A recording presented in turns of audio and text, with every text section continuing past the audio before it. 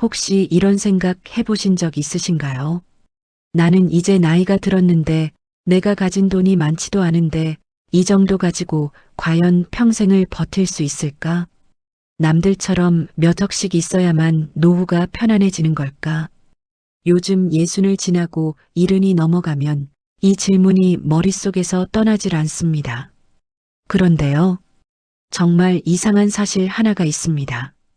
많은 이른대 분들과 상담을 하다 보면 돈이 많다고 꼭 행복한 것도 아니고 돈이 적다고 반드시 불안한 것도 아니라는 겁니다.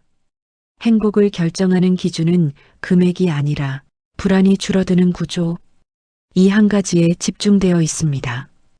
오늘은 바로 그 이야기, 이른 데가 진짜 행복해지는 재산, 그 딱 이 정도라는 어느 누구도 알려주지 않았던 아주 현실적인 기준을 담아 천천히 풀어보려고 합니다. 지금부터 드리는 이야기는 단순한 재테크 정보가 아닙니다. 여러분의 마음에 오래 남는 이야기일 겁니다. 먼저 한 분을 소개하고 싶습니다. 정혜라는 이름의 72살 여성분입니다. 정혜는 평생 가정 살림을 하며 살았고 남편 연금도 크지 않아 본인의 노후 준비에 대해 늘 막연한 불안이 있었습니다. 어느 날 저에게 물었습니다. 요즘 사람들은 몇 억 있어야 편안하다는데 나는 그만큼 없어요. 그럼 나는 평생 불안한 건가요?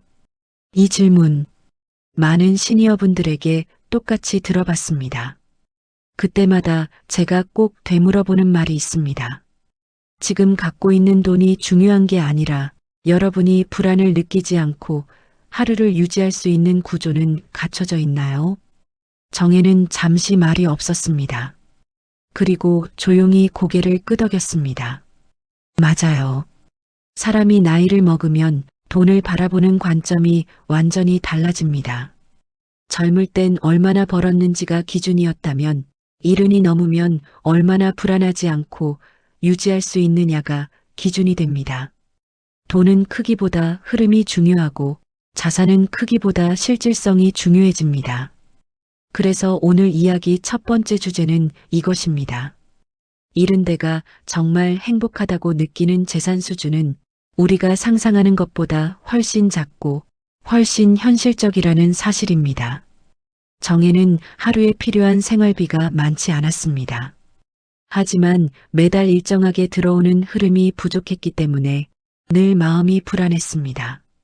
통장 잔고가 아니라 생활의 흐름이 끊길까봐 두려웠던 겁니다. 이르는 흐름이 곧 안전입니다. 흐름이 곧 마음의 평안입니다. 그래서 저는 정혜에게 온화하게 말했습니다. 통장에 크게 쌓아두려 하지 말고 당신에게 필요한 만큼의 생활 흐름을 만드는데 집중해 보세요. 이 흐름이 안정되면 생각보다 빠르게 마음이 편안해질 겁니다. 며칠 뒤 정혜가 다시 찾아와 말했습니다. 나는 많은 돈이 필요한 줄만 알았는데 내가 하루를 유지하는 데 필요한 건 막연하게 몇 억이 아니라 내가 감당 가능한 작은 흐름이라는 걸 이제 알았어요. 내 인생에서 가장 크게 마음이 가벼워졌습니다. 여기서 시니어분들이 가장 공감하는 한 가지가 있습니다. 젊을 때는 목돈이 중요하지만 이른이 넘어가면 목돈보다 비상자금이 훨씬 더 큰 의미를 갖습니다. 갑작스런 병원비가 나오거나 검사비가 생기면 그 순간 불안과 두려움이 동시에 찾아옵니다. 그래서 많은 이른대 분들은 큰 돈보다 급한 상황을 버틸 수 있는 작은 완충 장치를 더 소중하게 여깁니다. 정혜도 그랬습니다. 통장에 비상자금이 조금 생기자 그 작은 금액이 자신의 남은 생을 지켜주는 든든한 울타리처럼 느껴졌다고 합니다. 사람의 마음을 지켜주는 건 항상 큰 금액이 아니라 지금 당장 나를 보호해주는 작은 안전 영역입니다. 그리고 이른대 분들이 공통적으로 말하는 행복의 기준 하나가 있습니다. 자식에게 손 벌리지 않고 내 힘으로 마지막까지 살아갈 수 있는 최소한의 자존감. 자존감이 무너지면 노후의 행복도 함께 무너집니다. 그래서 많은 시니어가 말합니다. 내가 남에게 기대지 않고 살아갈 수 있는 수준의 잔고. 이것을 가장 소중한 재산이라고. 단순한 돈이 아니라 존엄을 지켜주는 힘이라고. 정혜도 이 부분을 가장 중요하게 생각했습니다. 통장에 아주 큰 돈이 있는 것은 아니었지만 마지막 순간까지 누군가에게 미안해하지 않아도 되는 그 안정. 그게 바로 이른 데가 말하는 행복의 핵심입니다. 여기까지 들으셨다면 여러분도 이미 감지하셨을 겁니다. 이른 데가 행복하다고 느끼는 재산은 우리가 젊을 때 상상하던 그런 재산이 아닙니다. 그들은 화려함을 바라지 않습니다. 유명해지길 바라지도 않고 누군가에게 과시할 필요도 없습니다. 그저 불안 없이 하루를 버틸 수 있는 구조. 그 구조가 갖춰져 있을 때 사람은 비로소 편안해지고 행복을 느낍니다. 그리고 이른 데가 말하는 진짜 재산의 마지막 조건이 있습니다. 겉으로는 집이 재산처럼 보이지만 실제로 노년을 지켜주는 건 언제든 꺼내 쓸 수 있는 실질 자산입니다. 집은 관리비도 들고 수리 비용도 들고 생활에 필요한 현금 흐름을 대신해 주지 못합니다. 그래서 많은 이른데 분들이 말합니다. 내가 마지막까지 나를 지킬 수 있는 자산은 생각보다 단순하다고. 정혜도 이렇게 말했습니다. 나는 큰 욕심 내지 않을래요. 나는 내가 불안하지 않은 구조만 있으면 그게 나에게는 가장 큰 재산이에요. 이 지점에서 이야기의 흐름은 다음 단계로 넘어가기 시작합니다. 과연 어떤 구조가 이른 데에게 진짜 평안을 주는가? 그 구조를 어떻게 만들 수 있는가? 그리고 각자의 상황에서 어떤 선택이 가장 현명한가? 바로 이어서 여러분의 삶을 더 단단하게 만들어줄 아주 중요한 내용으로 들려드리겠습니다.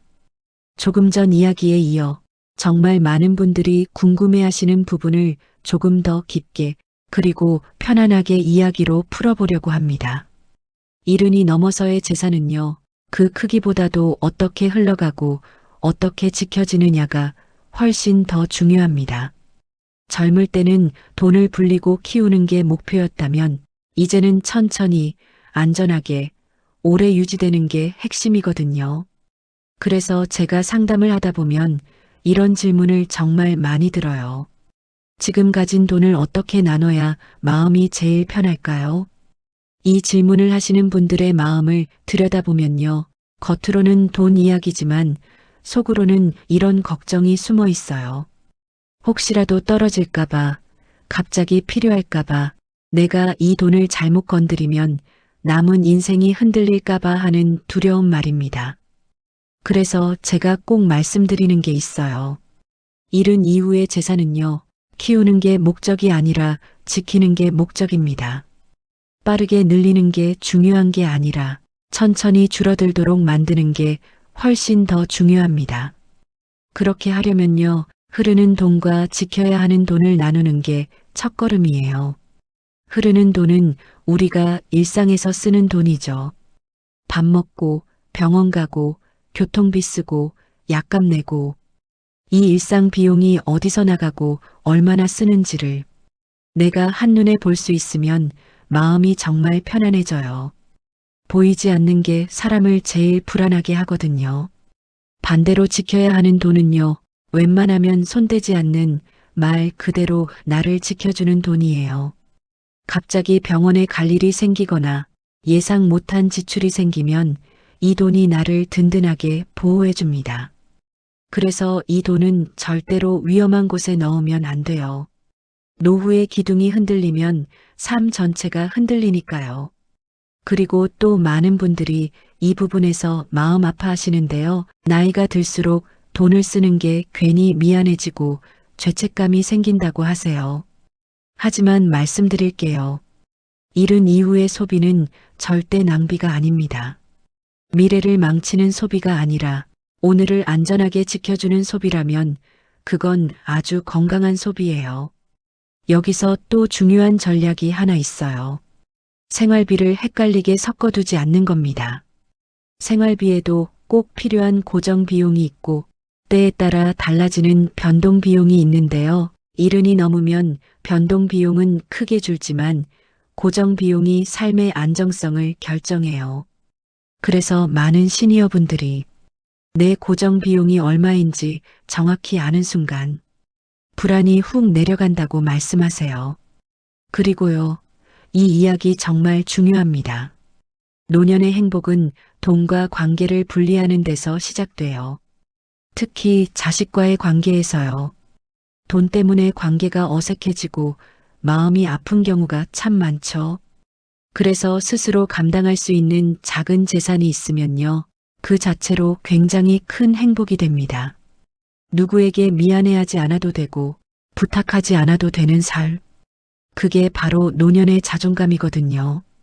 그리고 또 한 가지, 돈만큼 중요한 게 생활 습관입니다. 건강을 지키는 루틴이 있으면 비록 가진 돈이 많지 않아도 삶은 안정돼요. 일찍 자고 일찍 일어나고 조금씩이라도 몸을 움직이고 하루에 한 번이라도 대화를 나누고 이런 단순한 습관들이 결국 나를 지켜주는 자산이 됩니다.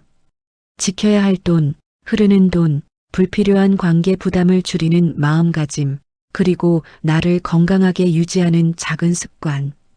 이 네 가지가 합쳐지면요. 이른 데의 재산은 규모와 상관없이 아주 단단한 구조가 됩니다. 그리고요, 진짜 중요한 이야기는 이제부터 시작된다고 생각하시면 됩니다. 여러분은 지금 어떤 구조를 갖고 계신가요? 어떤 부분이 가장 걱정되시나요? 댓글로 남겨주시면 다른 분들에게도 큰 위로가 되고 힘이 될 거예요. 영상이 도움되셨다면 구독과 좋아요 눌러주시고요. 여러분의 이야기를 들려주세요. 함께 노후를 만들어가는 건 정말 큰 힘이 됩니다.